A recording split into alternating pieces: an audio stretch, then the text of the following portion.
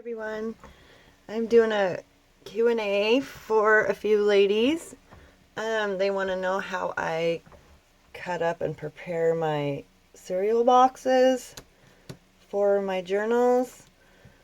There's lots of different ways of doing it.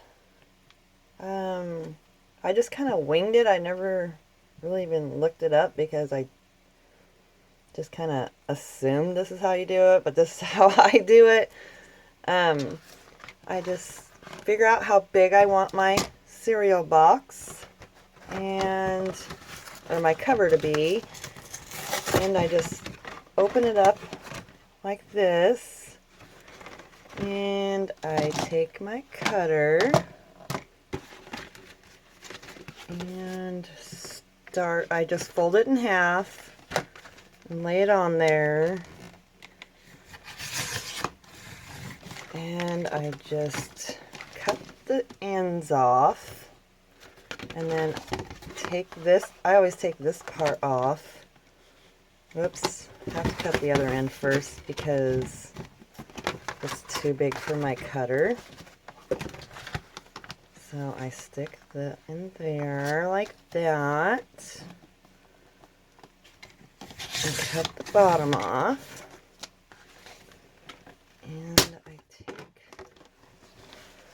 And I cut these little flaps off. And the way I measure it, my books are usually 8, 9 inches this way by 6 or 5.5 this way. But I'm going to just cut this like this for right now, because I'm not quite sure how big I want this one to be.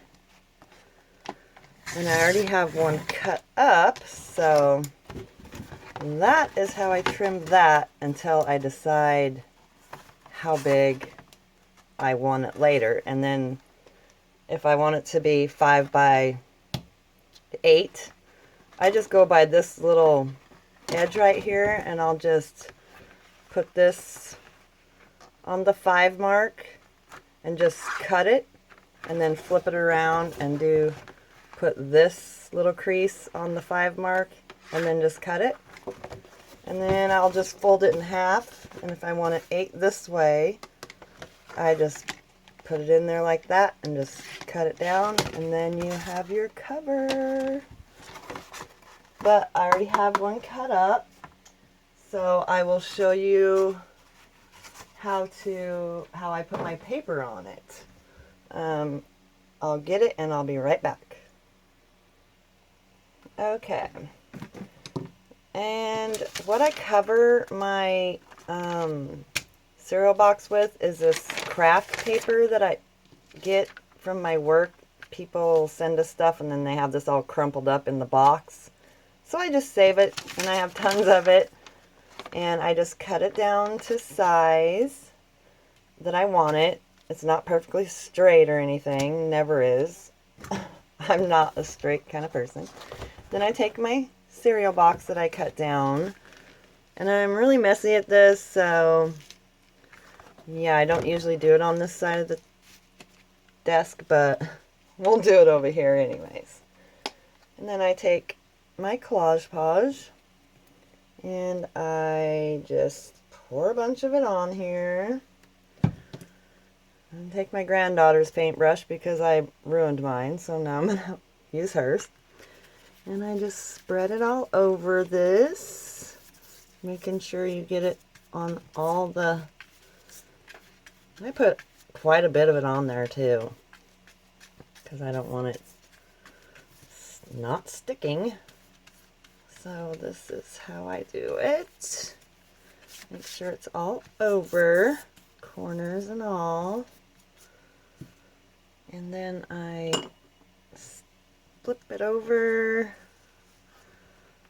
Sorry, my phone's plugged in, so I just bumped it, so now it's going to be wiggly. And I flip it over, put it in the middle, try to get it in the middle of this. And I just push it down really good. You can use your brayer if you want. I have mine, but I don't know what I did with it. I think it's over where I usually do this. So I'm just gonna do this. And you just push it down really good. Then I take my scissors and I kind of cut out the corners like that.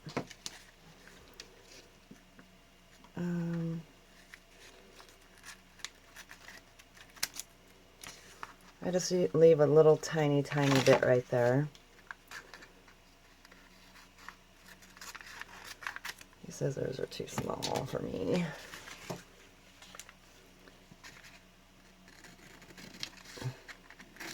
I cut it like that, just leaving a little tiny bit. Ah, I keep bumping this, sorry. And I just kind of flip it over, make sure it's all, you'll have some wrinkles in it, but you ain't gonna see that by the time you're done. I just kind of push it all down.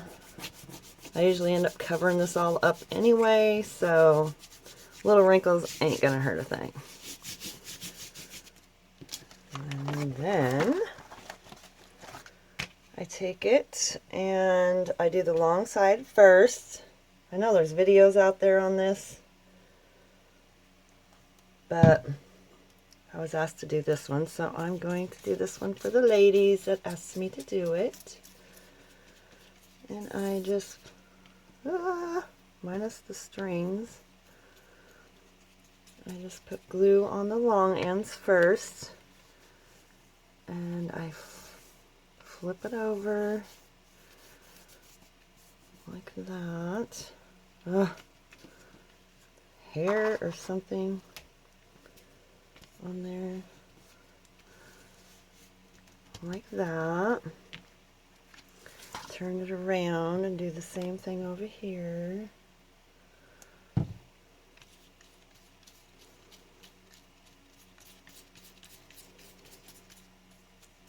I smear my glue around like that because I like a lot of glue on the edge, just to make sure it stays where I want it.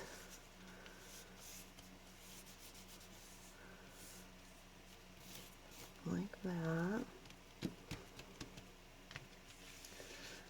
Then the edges. And I usually fold those little edges in a little bit. And it doesn't matter if this is even because, like I said, you'll cover it up and you won't see it anyways. Like that. Oops, a bit much glue, but that's alright.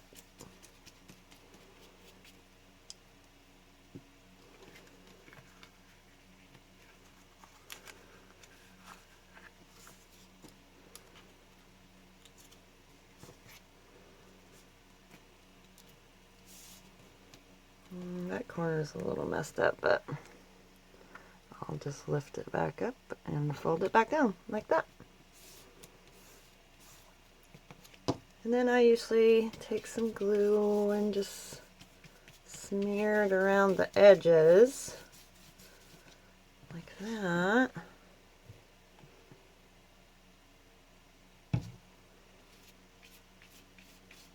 Just to make sure that stays down.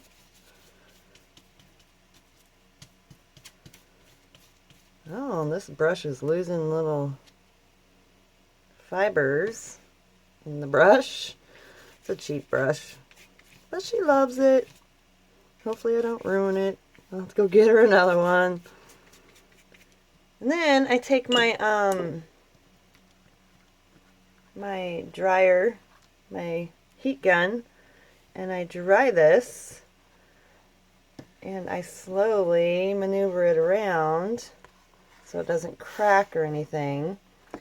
And I usually let this dry all day while I'm doing something else. I dry it mostly with my heat gun, and then later on it should be good enough to mess with. But that's how I get these all ready to go. And on the inside I usually do you know, my kits or my crafty paper or whatever to cover the inside. But some people, you can just use the same brown paper and cover the inside as well, but I don't usually do that. I just decorate it as it is and go from there. And then I'll ink the edges before I do any of my decorating, or I'll round the corners if I want. But yeah, that is how I do my cereal box, how I prep my cereal box. There was another question about how I do my Tim Holtz hitch posts. Let me grab those. I'll be right back and I'll show you how I do those.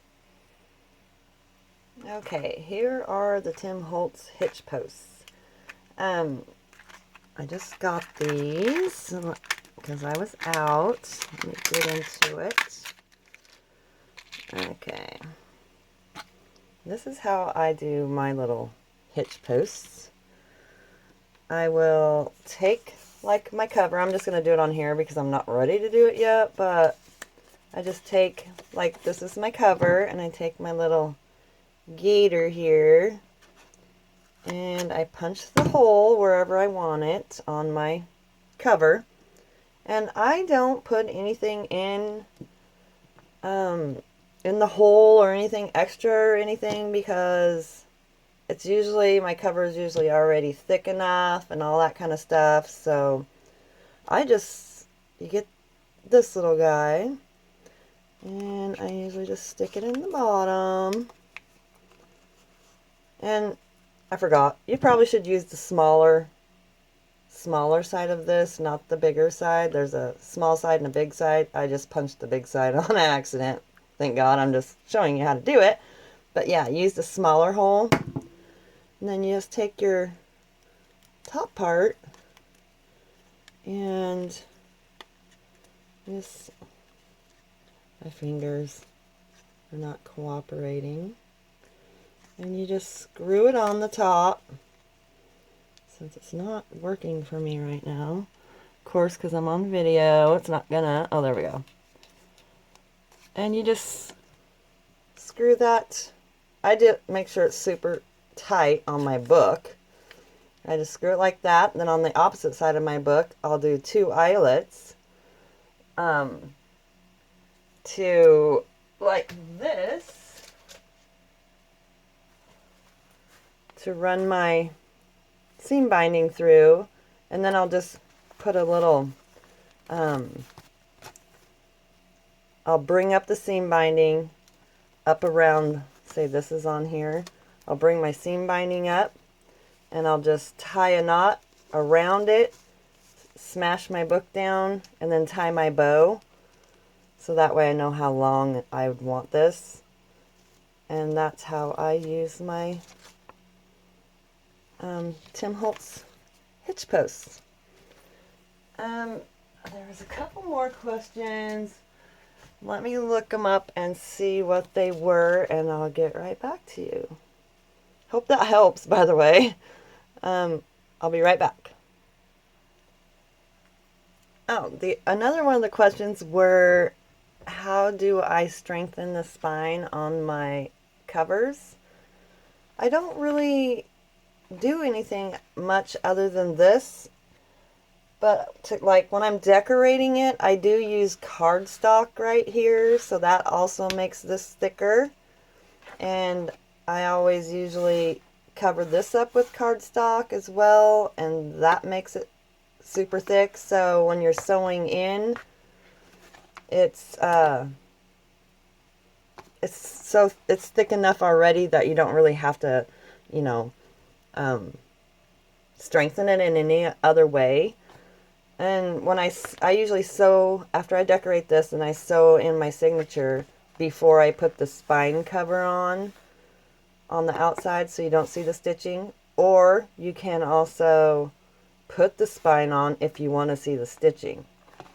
But yeah, I don't really do anything really special to it to strengthen it, because it's pretty strengthened as it is already. I hope this helps you out. I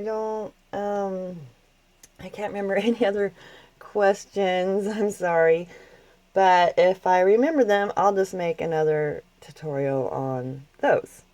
Thank you so much for watching. Sorry about all the rambling, but I get all confused. I will chat at you later. Happy crafting!